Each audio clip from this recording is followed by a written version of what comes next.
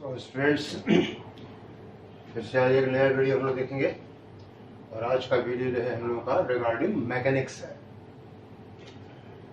इसके बारे में आप लोग जो है बहुत कुछ जानते ही जानते हैं। इसकी बदनामी भी आप लोग करते रहते हैं कि ये ब्रांच ऐसा है वैसा है, और हम लोग ये भूल जाते हैं कि हर सब्जेक्ट की हर यूनिट की अपनी एक साइकोलॉजी होती है, और वो साइकोलॉजी वो सेंस अगर हमें क्लियर होता है तो वो सब्जेक्ट आसान होता है। और ऐसा सिर्फ जो है फिजिक्स की बात नहीं कर रहा, ये हमारी जिंदगी के हर एक कदम कदम पे होता है कि हमें अगर जो चीज़ जिसको कैसे हुई है वो अगर हमें आता है तो वो चीज़ हमें आसान लगती है, या ये हम जानते हैं कि इसके बेसिक नियम ये हैं, तो अगर हमने ये काम किया तो इसका परिणाम ऐसा आएगा, तो ये चीज़ें आसान होती हैं। और अगर हम ये चीज़ें नहीं जानते हैं तो वही सब्जेक्ट कठिन हो जाता है, जो कि दूसरों के लिए आसान होता है। शुरू करते हैं हम लोग आज का टॉपिक, और हम लोग का है important points oblique problems of mechanics.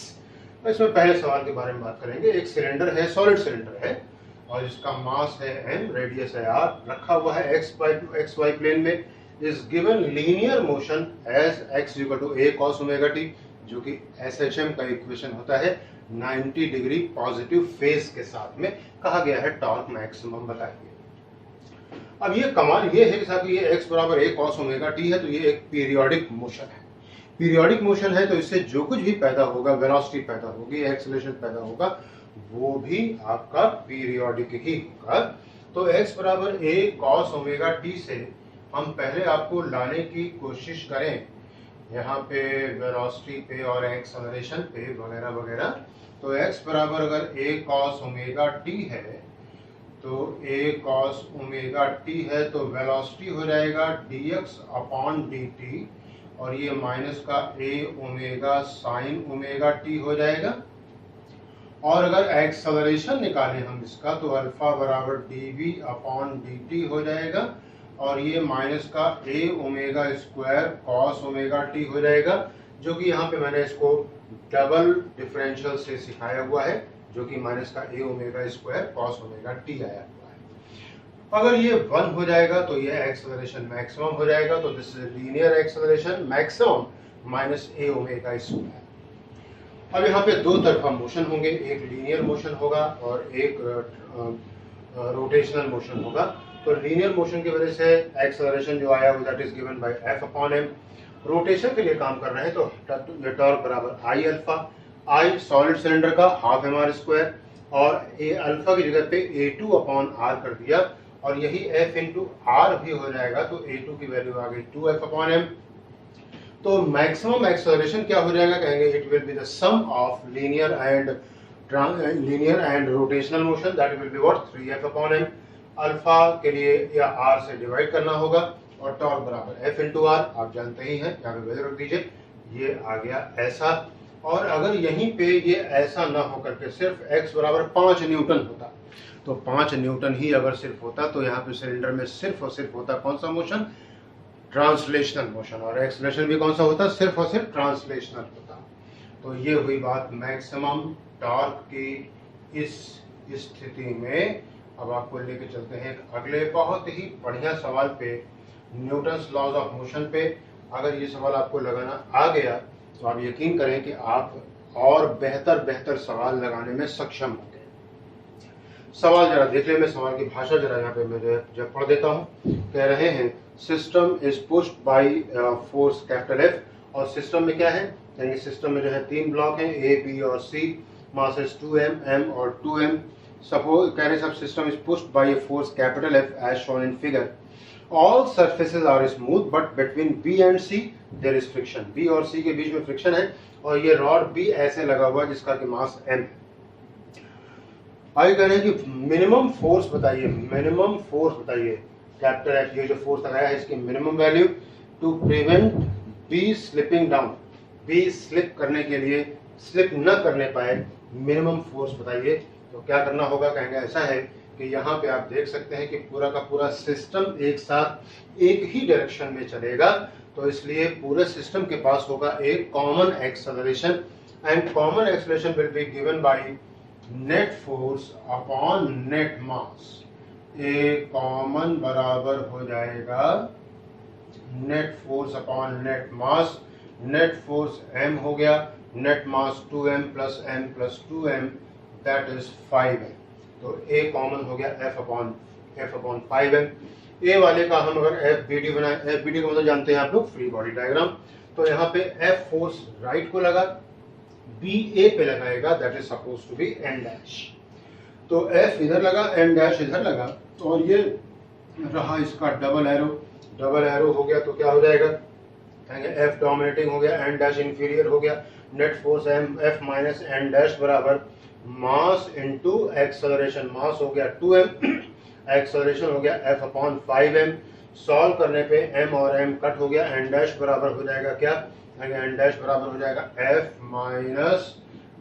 Minus 2f by 5 that is 3f by 5। ये हो गया n डैश की वैल्यू। अब आइए हम लोग बनाते हैं FBD B का। और हाँ, यहाँ बता दूं आपको, एक फोर्स ऊपर एक फोर्स नीचे लगा है, लेकिन वो हमारे काम का नहीं है क्योंकि मोशन लीनियर हो रहा है, पॉजिटिव एक्स एक्सिस पे हो रहा है, तो सिर्फ हॉरिजॉन्टल फोर्स ही हमारे काम के होंगे।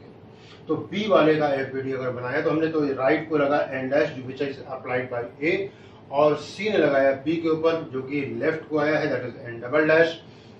इक्वेशन बनाए तो n dash minus n double dash बराबर मास m इंटू एक्सेलरेशन, कॉमन कितना बताया था, F अपॉन 5m। तो n डबल डैश बराबर हो जाएगा क्या, कहेंगे n dash minus f upon 5, और n डैश आप निकाल चुके हो 3f by 5 minus f by 5 2f by 5, ये हो गया n डबल डैश। और यही बराबर किसके होगा, कहें सर यही जो है जन्म देगा फ्रिक्शनल फोर्स को, that is mu mg, that is mu n, ऐसे कह सकते हैं इसको। F बराबर ये हो गया है क्या, n डबल डैश। एक मिनट के लिए यहाँ पे देखना चाहेंगे, F बराबर हो जाएगा mu n dash, mu n double dash, और ये mu into n double dash हो गया 2f बाई 5, और यही बराबर हो जाएगा क्या, कहेंगे म्यू mg। तो ये हो जाएगा F बराबर 5 म्यू mg बाई 2। F बराबर 5 mu mg by 2 is the minimum value of force, जितना कि आप लगाओगे और आप पाओगे कि ये ब्लॉक भी नीचे को स्लिप नहीं करेगा। मिनिमम वैल्यू ये हो गई। आगे की बात पूछी जाए कि यहाँ पे एक टर्म होता है, हम लोग एक चीज पढ़ते हैं कंजर्वेशन ऑफ मोमेंटम के केस में। कंजर्वेशन ऑफ मोमेंटम के केस में हम लोग पढ़ते हैं कोलिजन के बारे में। कोलिजन के बारे में मैं आप लोगों को जो है अपने वीडियो में बता चुका हूँ, ये बातें भी बता चुका हूँ। ये बातें सिर्फ आपको रिवाइज करने के लिए, इसके ऊपर थोड़ा सा प्रेशर देने के लिए, जोर देने के लिए, क्योंकि इस सवाल के इस साल नीट में पूछे जाने की संभावना पूरी है, और 4 नंबर आपको दिलाने के लिए इतनी चीजें पर्याप्त है। सवाल ये नीट NTA वाले कहीं से भी ढूंढ ले, लेकिन फंस के रह जाएगा वो इसी में। अपार्ट फ्रॉम जो मैंने वीडियोज में जो आपको बताए हुए हैं थ्योरी वाले सवाल कि कौन सा होता है कोलिजन, कौन सा परफेक्टली इलास्टिक, कौन सा परफेक्टली इनइलास्टिक, क्या होता है कोफिशिएंट ऑफ रेस्टिट्यूशन, क्या होता है हेड ऑन कोलिजन, क्या होता है ऑब्लिक कोलिजन, वगैरह वगैरह, ये मैं आपको बता चुका हूं। अब जरा यहाँ पे कोलिजन के बारे में हम लोग यहाँ पे क्या सवाल आते हैं और क्या हम उम्मीद करते हैं। आज तक के आपने जितने भी सवाल लगाए होंगे उसमें 6 चीजें होती हैं, 4 चीजें मैं उम्मीद करता हूं कि ये हमें देंगे, और 2 चीजें हमें उम्मीद होती है कि ये हमसे पूछेंगे। क्या क्या कहेंगे, मास m1 m2 है, हो सकता है सीधे एक लाइन में जा रहे हो सकता है एक दूसरे की तरफ आ रहे हो, कुछ भी हो आपस में ये कोलाइड करेंगे, मोमेंटम का लेन देन करेंगे, और एनर्जी का कभी लॉस हो सकता है, कभी लॉस नहीं भी होगा, गेन तो नहीं हो सकता। तो हमें देगा सवाल क्या, m1 m2 u1 u2, और हमसे पूछेगा v1 और v2। v1 और v2 क्या हो गए, पहली और दूसरी बॉडी के आफ्टर कोलिजन वेलोसिटीज। ये फॉर्मूले जो है हमारे, वो इस बात के लिए सफिशिएंट है कि सवाल हमारा कैसा है, कैसा भी हो कोई फर्क नहीं पड़ता, कैसा हो कैसा भी हो कोई फर्क नहीं पड़ता। यहाँ पे v1 के फॉर्मूले में v2 नहीं है, v2 के फॉर्मूले में v1 नहीं है, ये I है। I का मतलब इम्पल्स, कितना लेन देन हुआ इम्पल्स का। ये म्यू रेड्यूस्ड मास है और ये u रिलेटिव है। म्यू को मैं बता दूं, ये रेड्यूस्ड मास है, और ये m1 m2 upon m1 plus m2 से कैलकुलेट होता है। U रिलेटिव के बारे में भी बता दूं कि अगर मास m1 इधर चल रहा है U1 से, मास m2 इधर चल रहा है U2 से, ये U2 हो गया, m2 हो गया, U1 हो गया, m1 हो गया, और ये U1 माइनस U2 हो जाएगा। अगर ये U1 इधर को है, ये U2 है, तो यही U relative U1 plus U2 हो जाएगा। इस तरीके से इन्हें रखा जाता है। यहाँ पे डेल्टा के लॉस ऑफ एनर्जी है। लॉस ऑफ एनर्जी अगर मैं नहीं भी कहता तो ये माइनस साइन लगा हुआ अपने आप में पर्याप्त है आपको बताने के लिए। फिर से ये म्यू है, म्यू का मतलब रेड्यूस मास, यू रिलेटिव आपको बता चुका, 1 माइनस ई स्क्वायर अपॉन 2 है। तो अब स्टूडेंट्स आप लोगों को जो है V1 का और V2 का फॉर्मूला जो है आपको याद कर लेना चाहिए। और एक और बात यहाँ पे बहुत बहुत बहुत इंपॉर्टेंट, कई बार पूछा गया सवाल है कि कोलिजन परफेक्टली इलास्टिक है। ध्यान सुनेंगे, ये नया सवाल इन सब से हट करके। कोलिजन परफेक्टली इलास्टिक है, दोनों बॉडीज के मासेस आइडेंटिकल हैं, आपस में टकराते हैं, हेड ऑन कोलिजन करते हैं, क्या होगा? कहेंगे velocities will be exchange with sign. With sign मैंने जानबूझ के बोला है जबकि मैं वेलोसिटी बोल चुका था।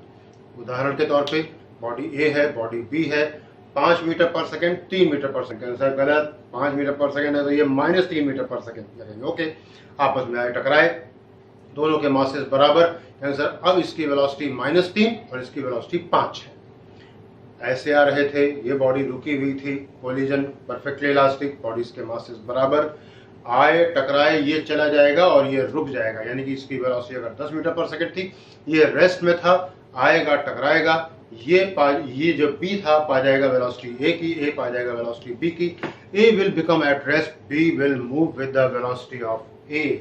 ध्यान रहे, ये वो केस है जबकि 100% एक्सचेंज ऑफ मोमेंटम होता है, ये वो केस है जब 100% एक्सचेंज ऑफ काइनेटिक एनर्जी होता है। इन बातों का आपको ख्याल रखना चाहिए। कुछ फॉर्मूले और हैं, जबकि यहाँ पे कहा जाता है कि एक तरीके का सवाल होता है कि ये एक कोई एक फर्श है जहाँ पे एक बॉल है, बॉल को ऐसे ऐसे छोड़ा जा रहा है, ऐसे आ रहा है, यहाँ पे एक कोफिशिएंट ऑफ रेस्टिट्यूशन E है, इसका मास m है, ये हाइट h0 है। तो E है तो E की वैल्यू हम जानते हैं साहब कि ये ऐसा हाल होता है, 0 और 1 के बीच में ही रहता है, 0 से ज़्यादा और 1 से कम। तो जो यहाँ पे हाइट गेन करेगा पहले कोलिजन में वो पहले वाले से कम होगा, दूसरे वाले में इससे उससे कम होगा, तीसरे वाले में दूसरे वाले से कम होगा। तो ये कम कम कम कम और कम ही होता चला जाएगा। तो पूछ रहा है कब तक के ये, कितने समय तक के ये चलता रहेगा ऐसा। Capital T total time given as √2h0 upon G, 1 plus E upon 1 minus E। इसको स्क्वायर मानने की भूल ना करें, ये 2 इसके साथ है। कितनी टोटल डिस्टेंस ट्रेवल करेगा before coming to rest will be given as Sn बराबर h0, 1 plus E square upon 1 minus E square. क्या होगी बॉल की velocity after nth impact, √2gh0 into E की पावर n हो गया। क्या होगा height gain by the ball at nth impact, E की पावर 2n इंटू h0 हो जाएगा। कितना ये टोटल डिस्प्लेसमेंट ट्रेवल करेगा, उसका मैग्नीट्यूड। तो सर इनिशियल पोजीशन ये है, फाइनल पोजीशन नीचे पड़ा रहेगा, तो difference of position will be h0। Average weight कितना अर्थ के ऊपर पड़ेगा, दैट विल बी mg, क्योंकि पहली बार में आया mg, फिर दूसरी बार में mg, तो 100वीं बार में mg। तो net weight applied is 100 mg, और 100 से ही डिवाइड करेंगे क्योंकि हमसे एवरेज वेट पूछा गया है, तो यहाँ पे हो जाएगा क्या, mg।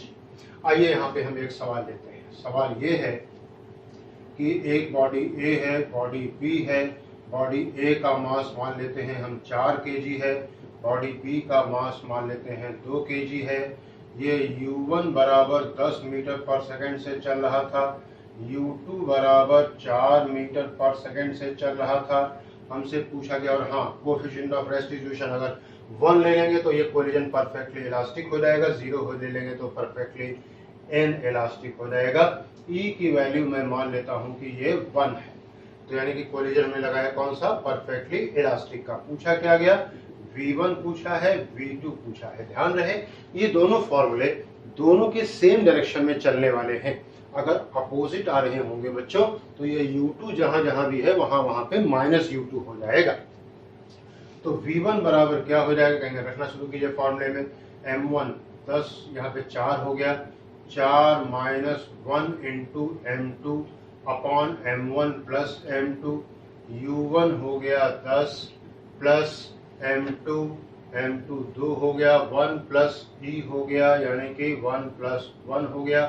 U2 है तो ये 4 हो गया, अपॉन में M1 प्लस M2 6 हो गया, ये 2 हो गया, 3 हो गया, 2 हो गया ये, और ये 6 यहाँ पे काटा 3, 10/3 हो गया। प्लस में आ जाइए तो ये 2 हो गया, 2 दूना 4, चौके 16/6 हो गया, 3 हो गया, ये 8 हो गया, 18/3, 6 मीटर पर सेकेंड। कैलकुलेशन एक बार चेक कर लीजिएगा, मैं थोड़ा साफ साफ कर रहा हूँ, हो सकता है जल्दीबाजी में गलत हो भी गया हो, एक बार आप चेक कर लेंगे इसको। 4 हो गया, 1 प्लस 1 2 हो गया, इंटू U1 10 हो गया, बटे 4 प्लस 2 फिर से 6 हो गया।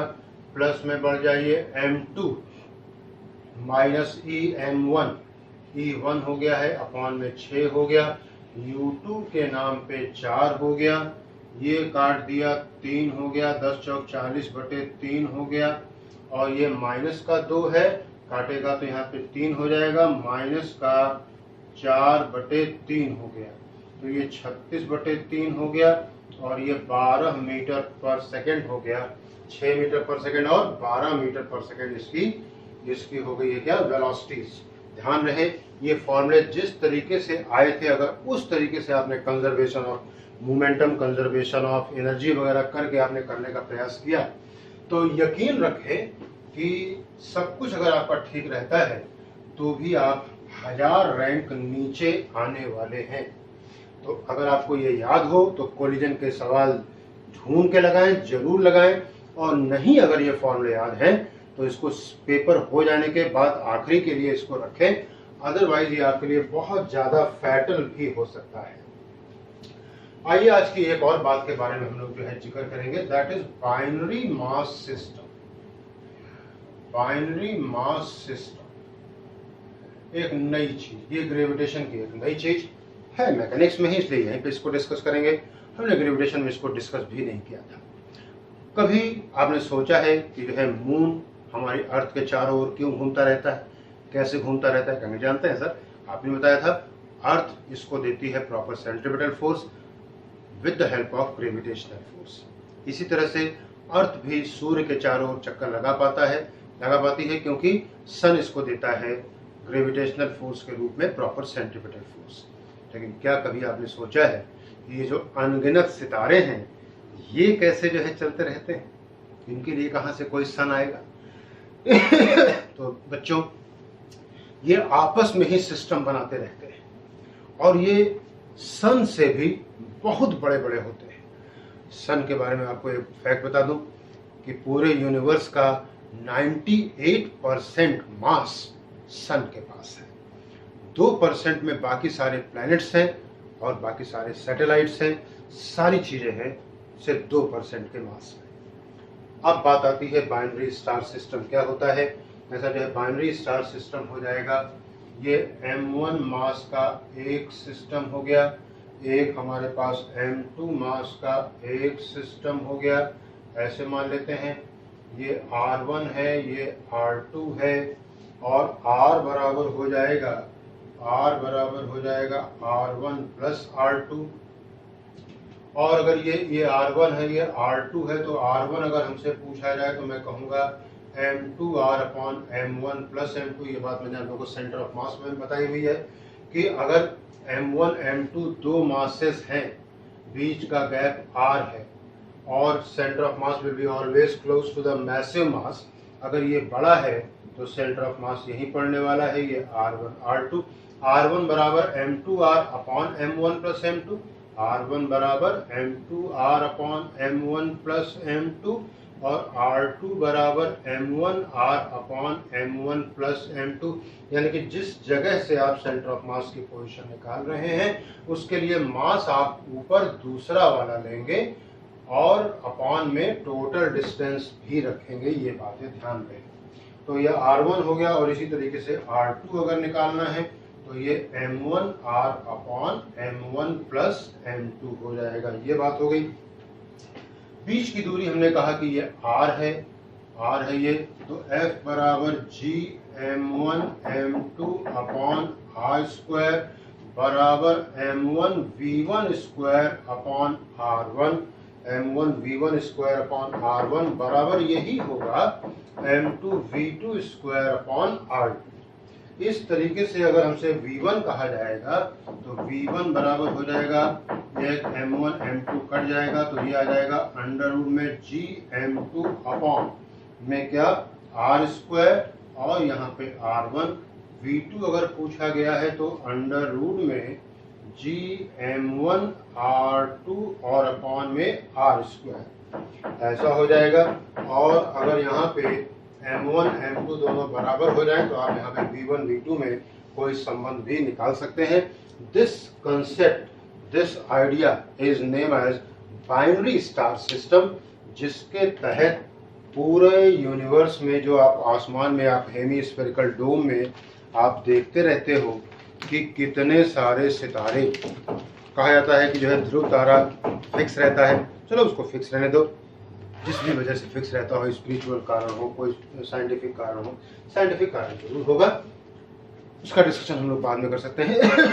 नेट फोर्स 0 होगा, ये सबसे बड़ा कारण आप समझ सकते हो। कोई डॉट नहीं लग रहा होगा, ये अगला कारण हो सकता है। फिलहाल ये हमारा बहस का मुद्दा नहीं है। बहस का मुद्दा या बताने वाली बात का मुद्दा, कोई बहस वाली बात है नहीं। तो ये है कि ये एक दूसरे के साथ में सिस्टम बना करके चलते रहते हैं। That is called as binary star system. खूब इनका फायदा उठाएं, अपना अपना फायदा देखिए। आपको ये वीडियो आपके काम आ रहे हैं तो इन वीडियो की अपनी जो भी इनका औचित्य है, जो इनका ऑब्जेक्ट है, वो पूरा हो रहा है। All the best.